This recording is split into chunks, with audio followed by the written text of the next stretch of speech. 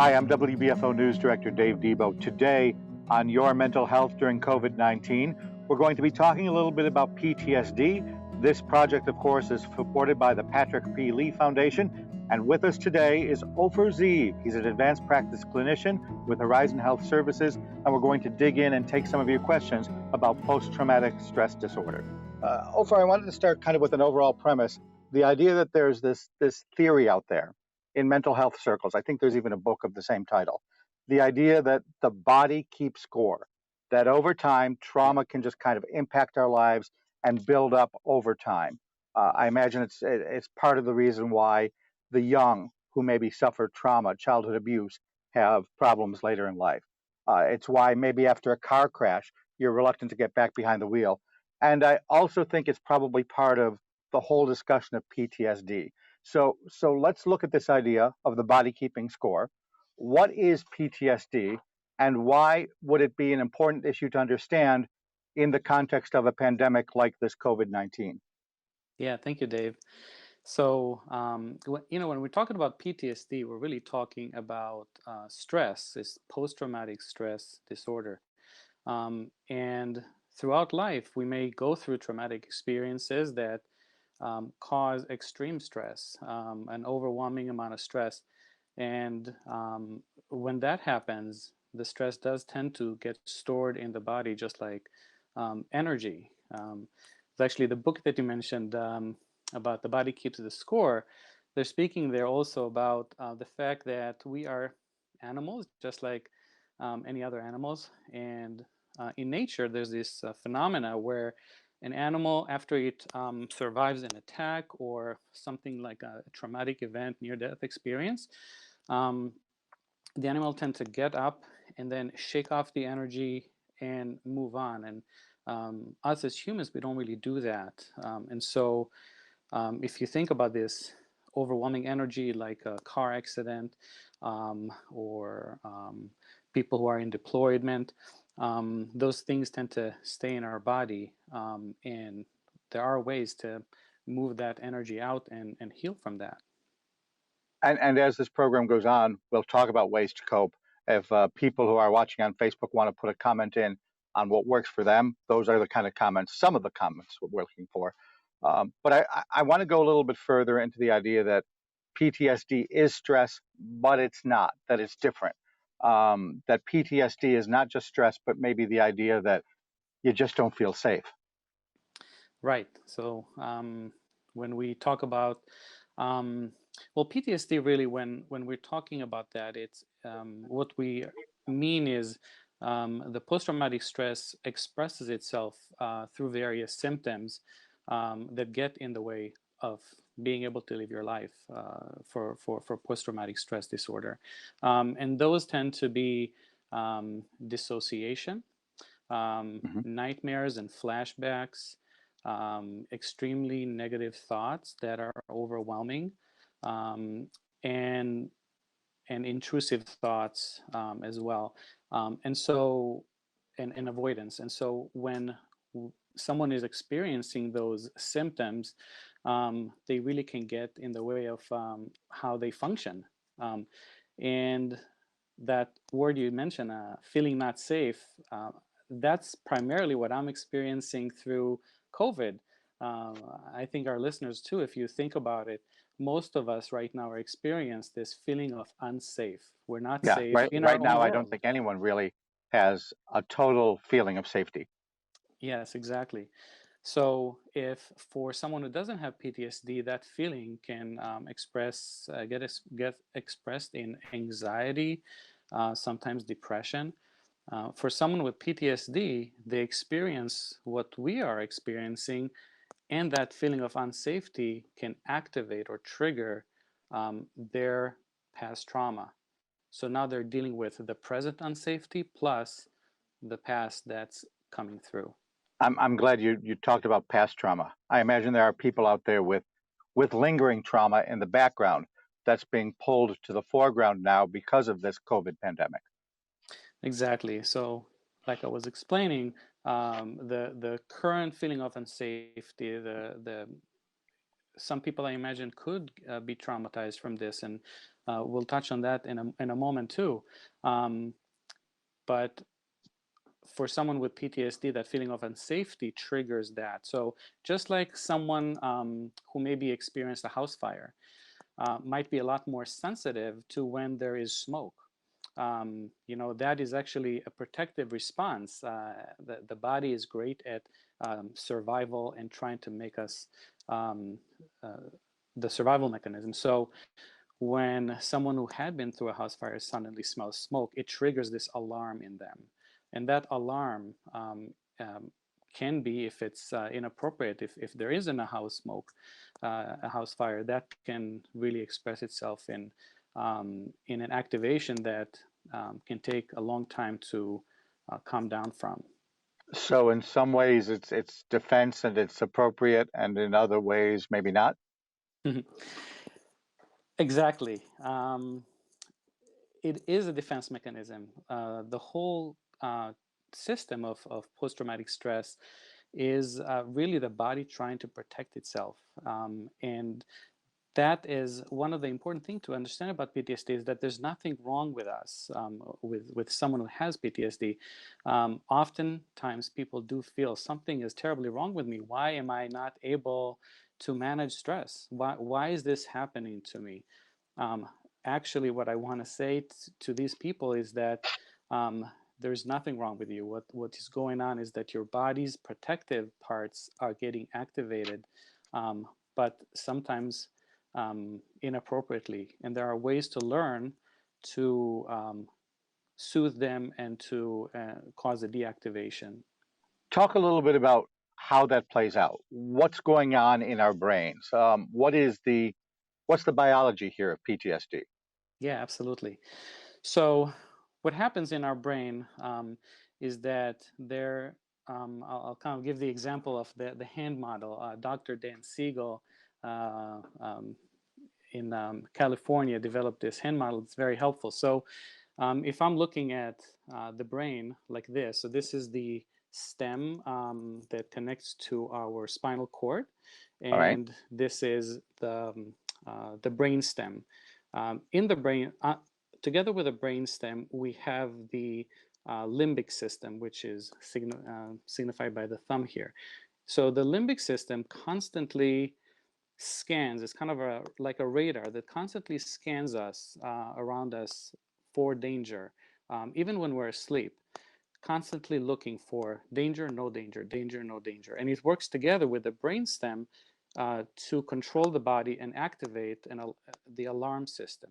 So if somebody gets into our house at night and their alarm goes off, that's kind of what this system does. And this up here is actually the thinking brain, the cerebrum cortex. That's the part of the brain that most of us know and see, the squiggly part with the gray matter. So this part sits on top. So this is kind of how our brain is.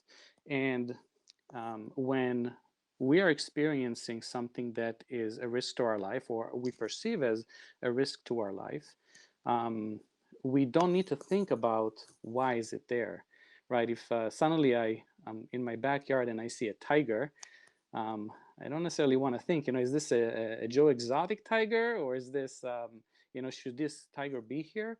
So my fingers just shut down. They're not part of the equation. Exactly. So that part gets offline and it gets shut down, and we're just in this primitive body, primitive brain response, which is challenging if there is no tiger, right?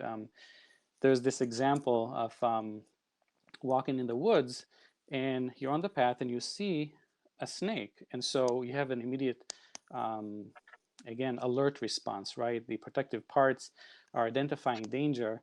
But then if you really look at it, oh, it isn't a snake, it's actually a rope, a piece of rope. So someone without PTSD might be like, okay, my heart was beating for a moment, but I can kind of de-stress and go down. Someone with PTSD, once the alert system gets activated, it's difficult to shut it down, and it can take hours and sometimes days. So the thumb, the limbic system, is the one that's saying, "Oh my gosh, that's a snake," and Yes. then somehow we need to have the fingers, the rest of the brain, the cortex say, oh, gee, this is not the stress that I thought it first was. How do we get the rest of the brain to re-engage? Do we shut the thumb off, or do we reactivate the fingers somehow? Right. So there's actually two different ways to do that, two different theories. One is the top bottom, which is how do I get my mind, my thinking brain, to be able to have more of a response time and calm down. We do that through meditation, mindfulness exercises. And the other system is the bottom up. See, the brain and our body work in tandem. They send signals back and forth. So sometimes, if I'm very activated and I'm upset at something, sometimes it's not easy to think rationally about it. I'm in this emotion mind. And that's why sometimes I need to actually come from the body up and do some things that are body oriented in order for my body to signal to the brain, things are okay, I am okay. Yeah. Yeah. And I imagine for the folks that are joining us on Facebook, some of this might even resonate for them. If you're out there and you have PTSD, or you know someone with PTSD and you'd like to join the conversation, just type a comment on in. We will be doing some of these comments on air. We will be talking a little bit about that, but we won't necessarily use your entire name. Obviously, on Facebook, people can see who you are, so there's a little less anonymity, but we'd really like folks to share their experiences. Again, perhaps if they have PTSD or have someone in their family that struggles with it, we'd like to get them on board. And Ofer is really kind of a captive audience for you here. So we've got the people, we've got the expertise, we've got the opportunity to have you join us along the way. I want to delve a little bit more into some of the examples. When I think of trauma, I think maybe of the combat veteran. I think that's probably the cliche example. There is probably for that person a lot of big trauma. If they were in a war, they saw stuff. Talk a little bit about the difference between big T, capital letter trauma, with a massive event, or the more transient, smaller T trauma that might be more common in people's daily lives. Mm-hmm. Yeah, so the capital T trauma, what typically we associate with maybe things that are related to PTSD, can be getting injured in combat, sexual or physical abuse in childhood, being in a house fire, being in a near-death experience or car accident. If you think even about 9/11, that experience impacted a lot of people, and some people even who weren't there experienced symptoms of PTSD. Hmm. The reason for that is that the experience that people experience, whether they are there personally or they experience it from a distance, sometimes through the news, it's something that overwhelmingly changes our understanding of reality. Um, and going back to COVID, there are a lot of things right now that feel unreal, feel surreal. I'm thinking about example like people who maybe lost a loved one and aren't able to be with them in the last days of the hospital. These could cause PTSD down the road, or again, overwhelming stress. Um, Talking about some of the small t, and not everyone like to use those terms, but there could be traumas that might not be, someone else might say, oh, that's not a big deal, like losing a grandfather or a grandparent, um, having some things that really, looking back, really impacted my life. Those things are also traumatic to an extent. I may not have symptoms of PTSD from them, but looking back, there still are that trauma that gets stored in the body, and that trauma gets activated when I experience day-to-day things. So Uh, if it's a big trauma for me, it is therefore a big trauma. No one else can necessarily judge the size of the way my body is keeping score with it. Absolutely. Trauma is absolutely subjective.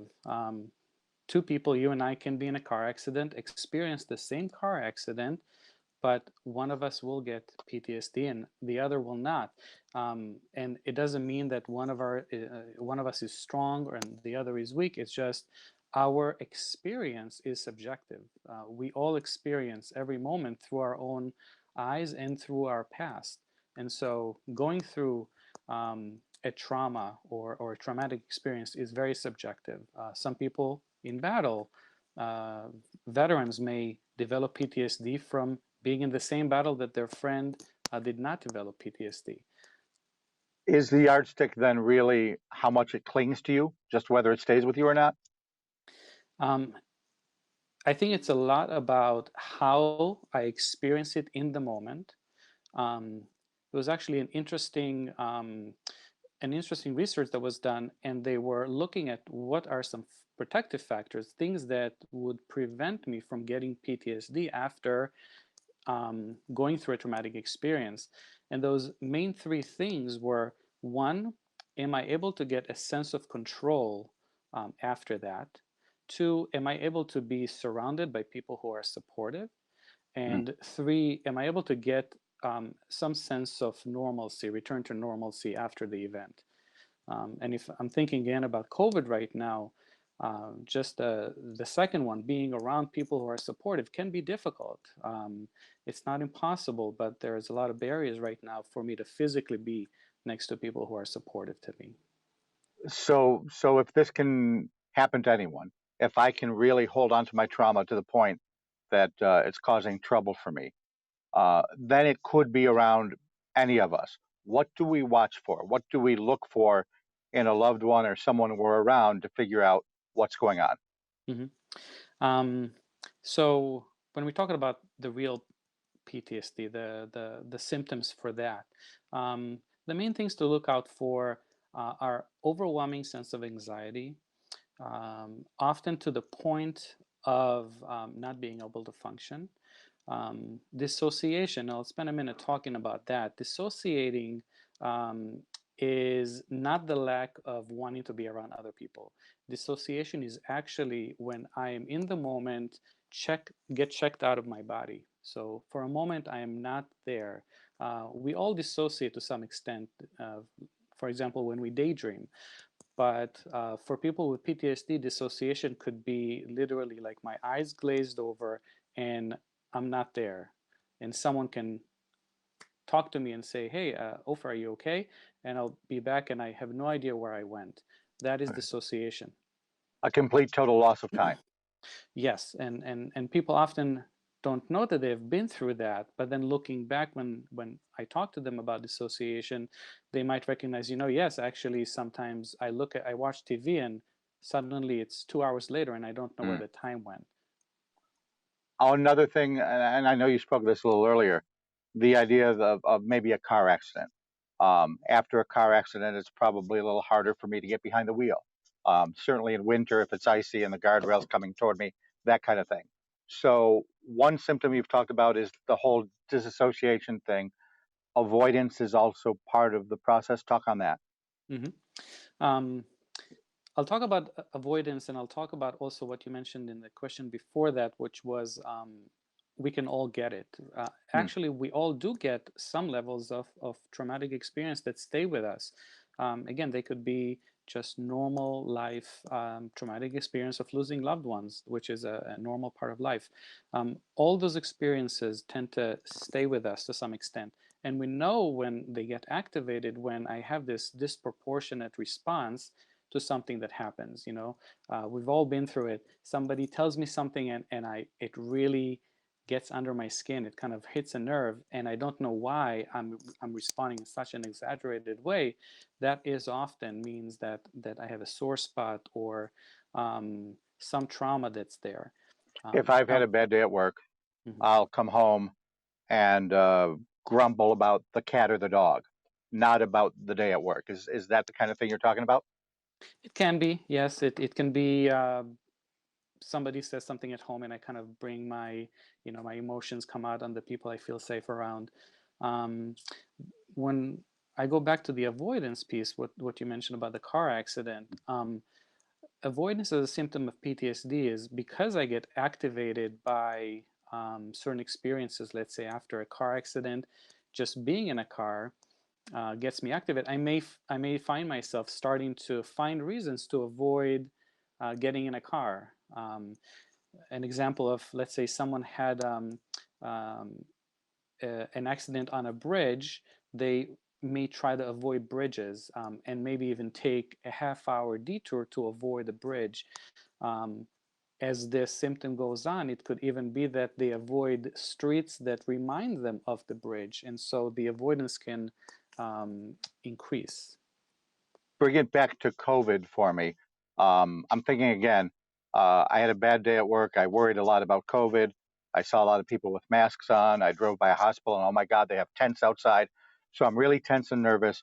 And I go home and I don't say to my wife, gee, hon, I'm tense and nervous. I complain about the fact that the cat is in my way in the hall as I'm walking around the cat. Um, I imagine that the kind of stuff you're talking about is happening a lot now, but people don't necessarily recognize that it's happening a lot now. Is that the case? Mhm. Yes, I would say that again, when we go back to stress, the experience of every day through COVID, we all are experiencing this increased sense of stress. And unlike a car accident, which is kind of acute, it happened, it's a moment in time, we're all experiencing this increased stress that extends and extends and extends, and now it's a few months and maybe a few more months, and so we have to deal with this sense of stress. And when I get stressed, Dave, I sometimes lose patience. Stress definitely relates to anxiety, and anxiety and stress can relate to anger, lack of patience. So oftentimes, yes, it would express itself in those ways of frustration, anger. Um, what most people with post-traumatic stress are experiencing right now is that increase of high elevated anxiety that is ongoing, and that can also lead to increase in nightmares, um, and increase in angry outbursts. Okay. So how do I cope? What are some techniques that I can use to deal with this pressure that's pushing in on me? Mhm. Um, A helpful way to think about stress is we call it a window of tolerance. Think about a scale between 0 and 10. So let's say my window of tolerance is between 3 and 6. What this means is that between 3 and 6, I'm aware that I'm stressed, but it's manageable. I can kind of work with it. When it goes over 6 is when I start to express some of the behaviors that you mentioned, like heightened anxiety, anger, frustration. So if you think about it like that, what we need to be aware is our stress and what level of stress am I having, and proactively do some things to reduce stress. These can be taking a walk outside in nature. It could be sitting and doing maybe some meditation or visualized guided visualization meditation, mindfulness exercises. There's a lot of things that we can do to reduce stress, and in this kind of environment where we have ongoing stress that lasts for a long time, we need to be mindful of our stress and do active things to reduce that level of stress, so we're back in that window of tolerance. And one of the things you talked about was meditation. Mhm. Um, Talk to me a little bit about how that works. What can I do personally? How do I end up meditating? Let's do an exercise if we can. Take me through it a Yeah, little bit. sure. So there are a few helpful things to do when it comes to meditation. And you know, I'll be honest about myself. People told me to meditate for probably 10 years before I started. Um, it's something that's hard. It's something that often I felt I didn't know how to meditate. I ended up actually going to a course on meditation, and today there are so many apps that are easy to learn how to meditate from basics. But just to do a few basic things, I'll kind of lead you through it, right? So Yeah, yeah. just taking a seat and taking two deep breaths in through your nose and out through your mouth.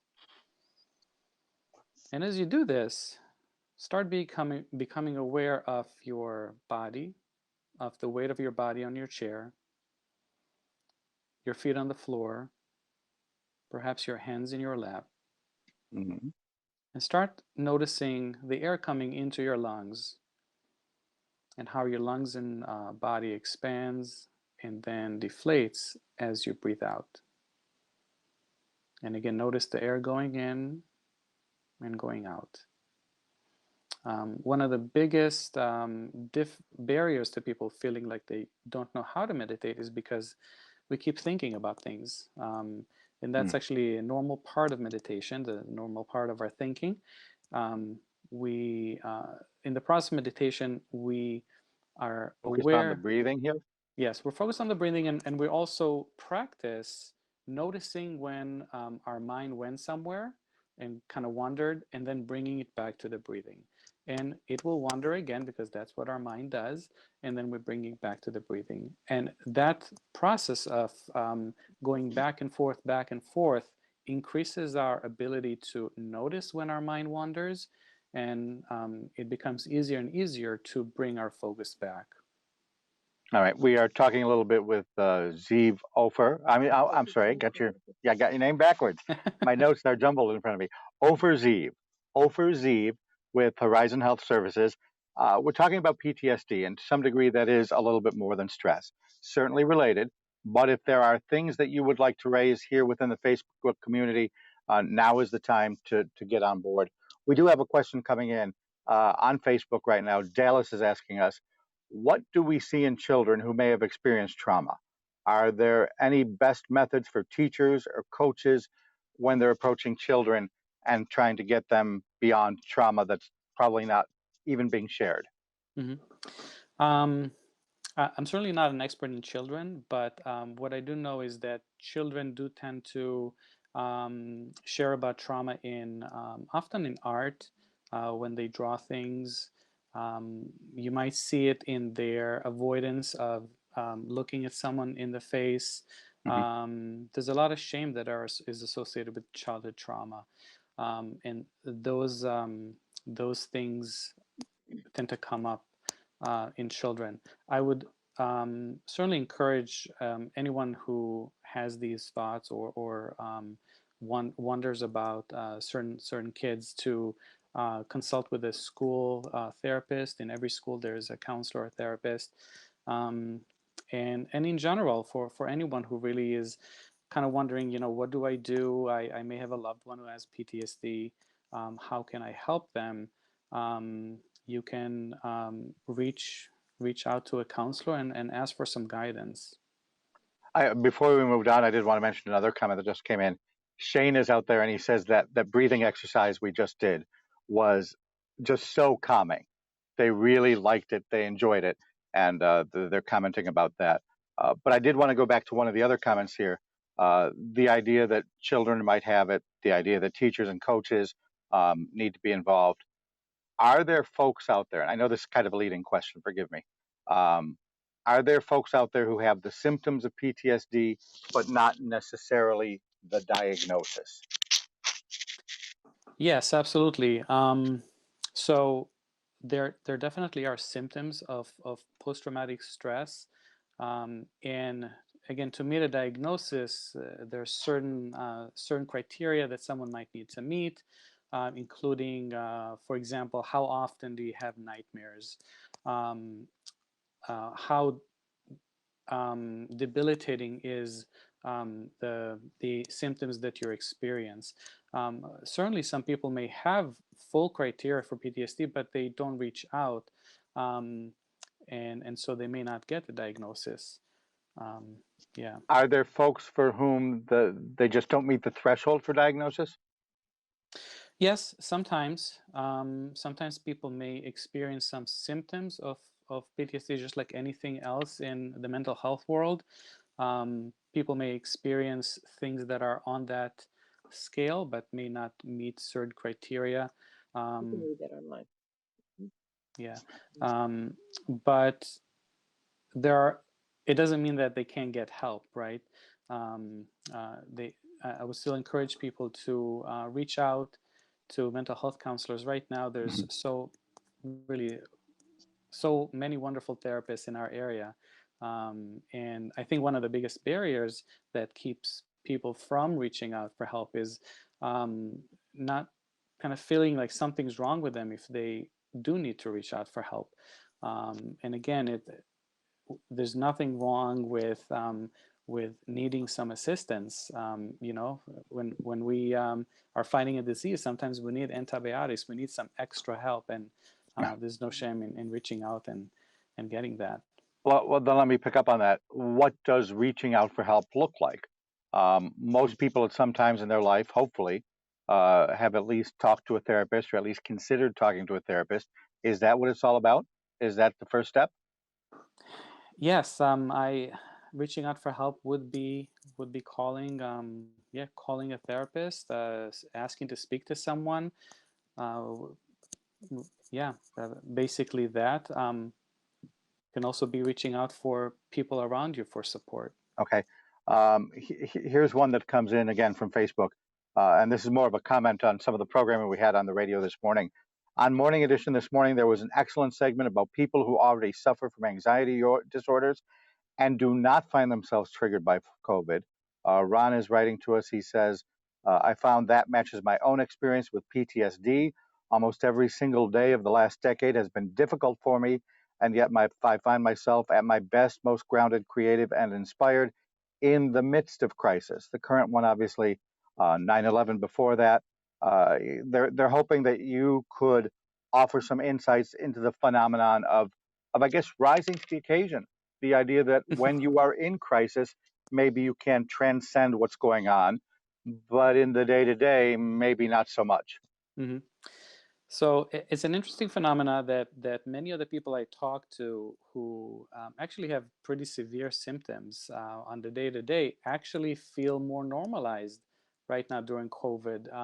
They suddenly feel like, oh, now everyone knows what I'm experiencing. Mm. I'm not this person who is kind of the odd duck. Now everyone is going through it. So there's something really normalizing about other people that seeing everyone dealing with stress and not so gracefully sometimes.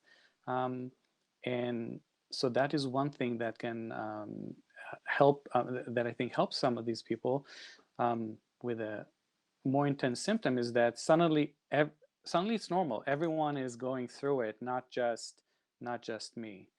How then do you create a sense of safety for someone with PTSD? What do you do? Um, there are some things we can do to I I think the key is to actually realize that it's that sense of safety that is lacking, and then once I know that, ask myself the question, how do I create it? And of course, it can be different depending on the person. There are again some guided visualization meditations that are extremely helpful. A specific one is called Calm Place or Safe Place. And if you are interested in that, you can just type into YouTube calm place meditation, and you'll find hundreds of very relaxing meditations that help you create a sense of safety that will be specific to you. Also, I want to find out a little bit about isolation. I imagine, especially during this COVID time, that that's part of it. To what degree is isolation an issue if I have PTSD or maybe even just some stress symptoms, and I'm not able to reach out to someone because I am self-isolating at home? Right. It is so difficult not to have people that are around there, around us that we can meet with. And at Hmm. the same time, I find that because of it, so many of us are now utilizing these, FaceTime, Zoom, WhatsApp, different ways to connect with people face to face, just like we're doing now. And there is a huge difference between that and just picking up the phone. I feel personally that when I talk to somebody and I see them, there is a sense of we are together. Many of us went through some holidays recently, Passover, Easter, and even just having a meal together with a Zoom feels together. So there are ways to connect and find togetherness in a virtual way, not in the traditional way. Last week when we talked about stress, one of the techniques that they mentioned there was the idea of a regular routine. Should I plan connections into my routine? Should I set aside time where, hey, I'm going to be on the phone with someone, or specifically say 2 days a week I've got to do a Zoom with someone just to make sure that I'm not sitting there like a lump in my own little world, Mhm. thinking bad thoughts. I would say so. It's actually something I do even when I don't have when COVID is not there. I tend to get so busy in my life that I forget to meet with friends. And so I have reminders on my phone once a month, call John and set up an appointment, because if I don't, we don't get together. So absolutely, I agree that the importance of routine can be, again, if we're going back to the protective factors to prevent from PTSD symptoms, is creating a sense of normalcy. And so these daily routines can really help with that sense of normalcy. I Um, imagine too, you said you put it in your calendar to call John. John might be able to read you better than you do yourself. So bringing someone from the outside into your life, to my mind, also would have some value there. I would agree, and I think especially when it comes down to maybe setting this weekly meeting with a friend, if I feel down, I might not want to call. So the fact that we used to speak every Thursday, and suddenly Ofer didn't give me a call, maybe I'll call and check in on him, right? So that can create or open up this opportunity for people to check in on one another. And ask, like, how are you doing? How is your stress level? Ofer Ziv is with us from Horizon Health Services. Let's go to Facebook again. We've got a question coming in here now. Harold is wondering, does PTSD have to be an actual traumatic experience, or can it just be a series of aggravations, almost, I don't want to say microaggressions, but little things instead of to go back to our discussion earlier, the big T, a big Mhm. trauma? Yeah, so PTSD is the diagnosis, post-traumatic stress disorder. For that, someone does have to meet certain criteria, and they could come from what we call complex trauma, Hmm? which is something that reoccurring. And again, remember that trauma is subjective, so it could really be um, not having the love and attention that you needed as a child. That could create complex trauma. It doesn't have to be, very specific abuse, or physical, sexual, verbal abuse. It could just sometimes be the lack of care and love. So So this yeah, go ahead. could be something lingering that comes forth now because of the stuff we're dealing with COVID. Yeah, I think sometimes experiencing the sense of stress that we have now could trigger old feelings to come back. And people could find themselves experiencing higher or more intense symptoms. Look down the road for me then, a month or so from now. How do things change? What can be done in that regard? Um, I think we just have to be mindful and aware that if us and the people around us, our friends and family, may be experiencing some very intense things. It's just there's so many things that we didn't necessarily think about with COVID. That the more and more I hear, from seniors not having uh, graduation, people who loved one pass away and they're not able to be with them. There's so many ways in which people are affected by this, that we might need to ask and be proactive about finding out how are you doing, and go deeper, because when someone asks me how I'm doing, I always say fine, and Right, sometimes that voice in my head says, but you're not fine, but right. then we move on. So sometimes when someone asks me twice, are you really doing okay, it opens up the opportunity to actually be honest. It's interesting you mentioned seniors. I've noticed, and we'll have a story on the air about this tomorrow morning. There are several schools that are doing things right now to recognize their seniors. Many of the districts are putting lawn signs out on the front lawn. This home is the home of a graduating senior. The idea of making it special for them. The idea of, to my mind, it's almost creating a sense of space. How do we create safety in our own space? Is there a way that, I don't want to put it in a bad sense, but can I cocoon myself? Can I create something around me that makes me feel better and safe, especially if I'm wrestling with this PTSD? Hmm. I think sense of safety again is very private and personal. Someone might feel safe with the shutters closed. Someone else might feel safe with the shutters open. It's about asking myself what helps me feel safe. Maybe for me it is being in a closed room and having some soft things around me. For someone else, it may be being around people. So it's something that you have to ask yourself. Favorite music? Absolutely, music. Music, smells are and touch are all very important. Um, I'd like to do something very kind of briefly. It's again one of these grounding tools that Yeah. can be helpful for people. So if you just kind of sit down and you put one hand on your chest and the other on your stomach, and just take a Okay. deep breath. Notice how that feels. And then change the hands. Put the other hand down on your stomach and the other on the chest and take a breath. And notice how that feels. And now ask yourself which was more comfortable and go back to that. I think it was the first for me. The first one. Okay, so Yeah. take another breath. Good. So just by doing this simple exercise, it really helps us get in our body. So that which kind of the opposite of, or the other thing I mentioned before, the bottom down. Not always just the meditation that is more focused in our mind, but get grounded in our body, which is very, very important. Nancy is asking us on Facebook, what role do animals play? Animals are wonderful for grounding.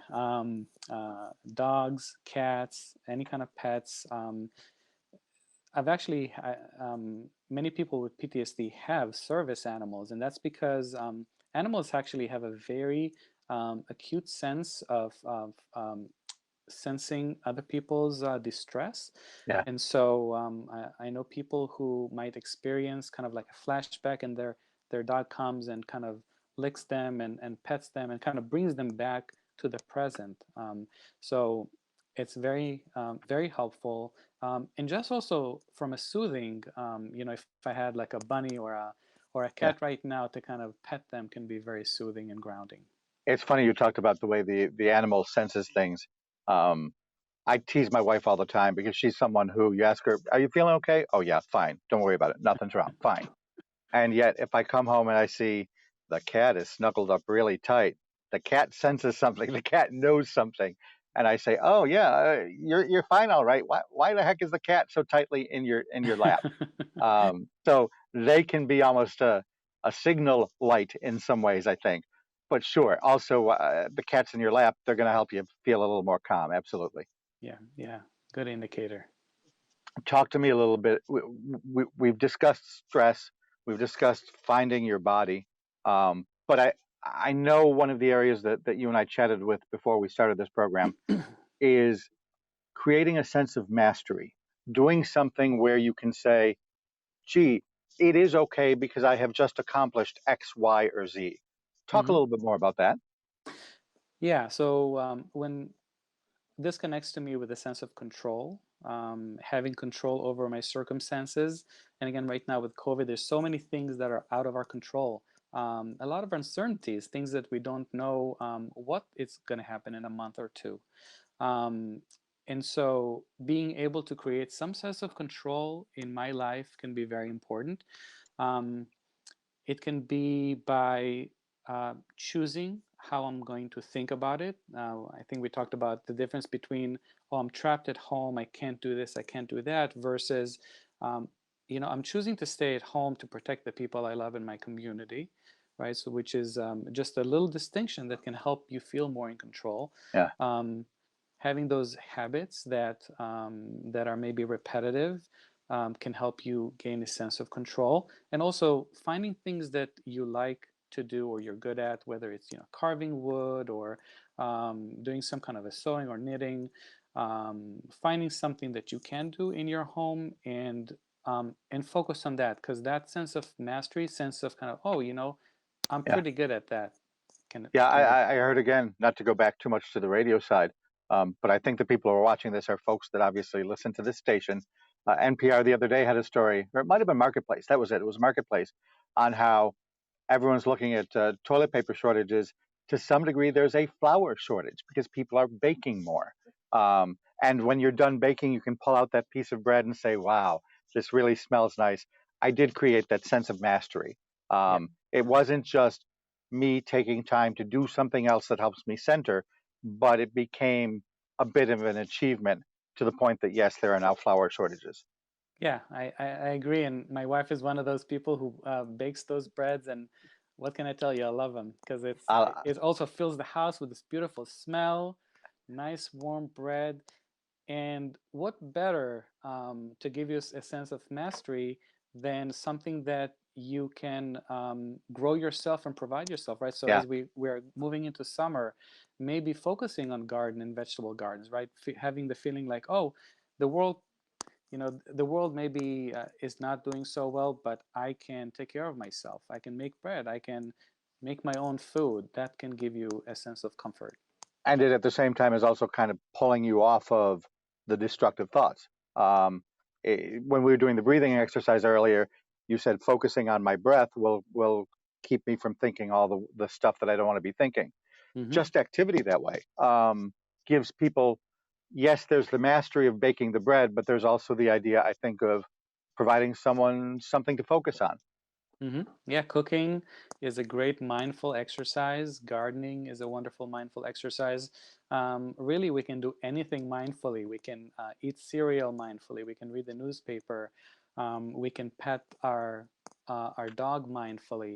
It's just a choice. It's the choice to be fully present in the moment, and bring my whole focus and attention into this one thing that I'm doing.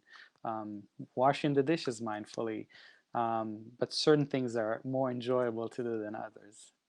Ofer Ziv is with us from Horizon Health Services. We're obviously taking some of your comments or even some of your questions here on Facebook. So if you'd like to join us, we have a couple of minutes left. We'll get to that. If folks want to just type in a quick question, we won't use last name, but we will relay it to Ofer here as part of the Facebook Live event. I had another question, though, particularly about ethnic groups. Are there certain folk that are more susceptible? When we have the broader discussion about COVID, there's been a lot of issues dealing with health disparities. When we're talking specifically about PTSD, is that part of the equation? Are there certain folks who have maybe been exposed to more trauma or because of something biological are in a worse spot than others? Um, there certainly could be. I know overall in our American society, about 6 to 10 people out of 100, so about 6 to 10% people of the population will experience or meet criteria for PTSD at one point in their life. Um, Really? That's a higher number than I would have thought, that many. yeah, it is. It is large, and um, it doesn't mean that everyone receives treatment. It does, and certainly with PTSD, there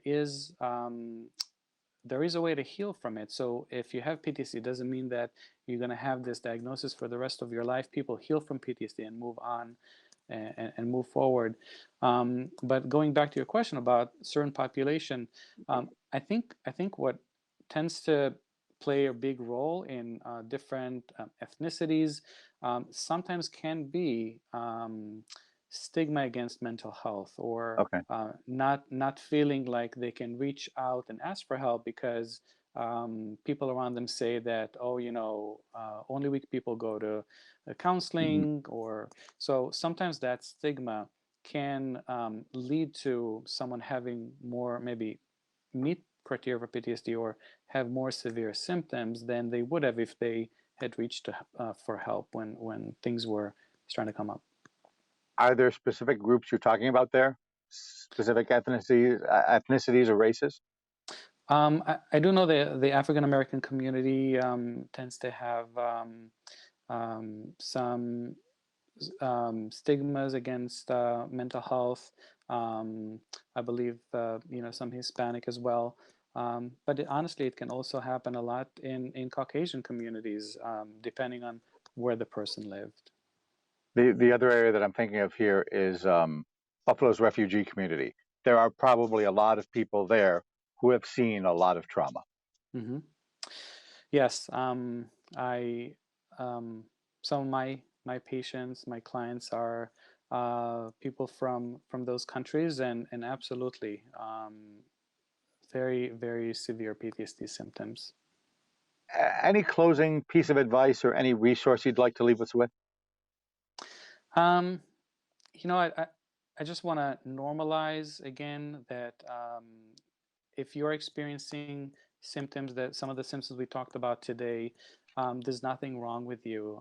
It's actually, again, the protective parts of your body that come out, and there are ways to learn to work with them. So they don't come out when they don't need to, or if you realize the false alarm, you can find a way to ground yourself and get back into the homeostasis. I would just say, if you find that you are experiencing some of those things and some of these things are new and you have not been in therapy, please call. And there's so many wonderful people in our community that want to help. All right. Ofer, thanks so much for this. This was really great. I enjoyed it a lot. I think you gave some pretty useful information along the way. My pleasure, Dave. Thanks for having me. Ofer Ziv with Horizon Health Services. As long as we're thanking people, I want to quickly mention Lynn Bader and social media coordinator Johnny Moran. They're doing all sorts of stuff behind the scenes here to bring this to you. I'm WBFO News Director Dave Debo. The WBFO Mental Health Initiative is brought to you by the Patrick P. Lee Foundation. We're going to do this all again next week. Put it on your calendar every Thursday at 4. Your mental health in light of the COVID-19 pandemic. And we'll see you then. Thanks so much for joining us.